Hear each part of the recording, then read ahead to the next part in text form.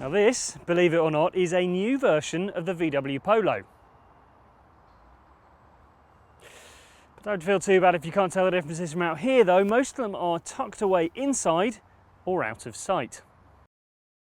Some of the most important changes are to the Polo's engine lineup. Volkswagen has now brought in a host of small, efficient petrol engines.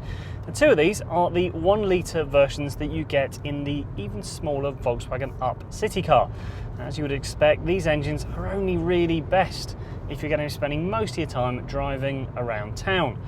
They do get up to speed on the motorway and are quite happy once they've got there, but getting there does take quite a bit of time and effort.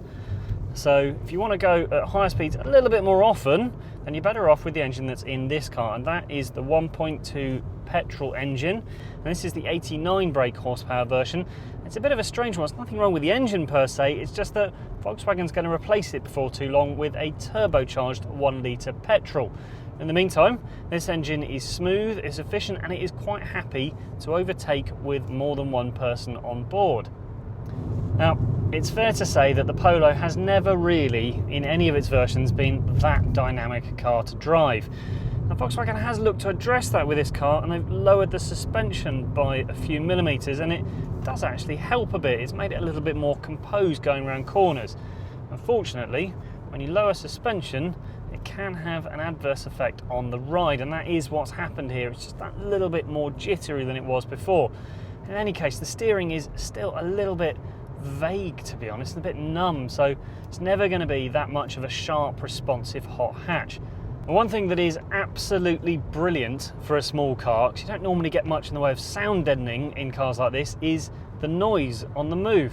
There's just barely any of it. There's not much in the way of road noise, wind noise, and it's just really relaxed in here. Now, if there is one thing that will really sell the Polo to people, it is this cabin. It just feels so much more grown up and posh than all of its rivals, and that is thanks mainly to all of these really lovely feeling materials around here that just feel so soft and so much better than the ones you get in the likes of the Fiesta. But even better than that is this touchscreen. Now, on the basic version you get a more simple 5-inch screen, and that's a little bit slower to respond, a bit fiddly when it comes to pressing some of the smaller buttons, but from SE trim and above you get this 6.5-inch screen, which is so much better than anything else that Ford, Vauxhall and the like have produced so far. It is responsive, it's quick, it's the latest version that VW have put in any of their cars, and it is absolutely brilliant. It's also really easy to get comfy in the cabin. Every single Polo, even the cheapest one, has a steering wheel that goes up and down and in and out. And it also has a driver's seat that goes up and down as well. So no matter how tall or short you are, you should be able to find a decent driving position. It's also very easy to see out of this car. There's good visibility all round, and the car's boxy shape actually works in its favour here. There's no funny sticking out bits that you can't see out, over or round, so you should be able to park it very easily as well. And while the front of the car is good in terms of space, the back is not quite so good. I mean, it's all right.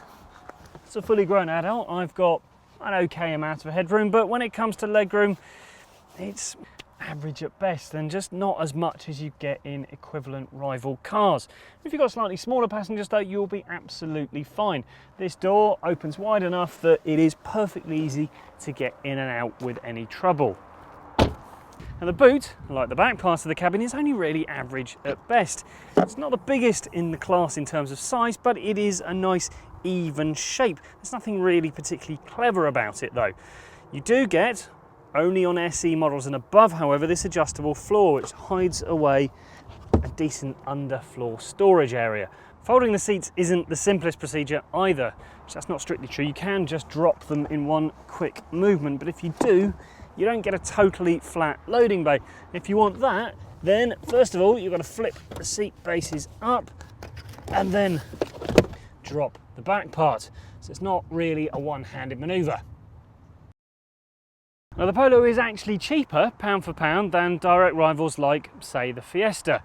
And on paper, it's maybe not quite as cheap to run, but on our real-world fuel economy tests, the Polo performed better than many of its other rivals. Click here for more information on that.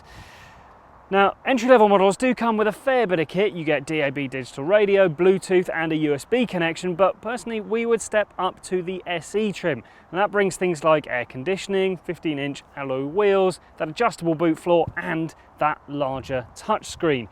If you go for SE design, then the additions are, as the name implies, a bit more cosmetic. You get things like front sport seats and bigger alloy wheels again.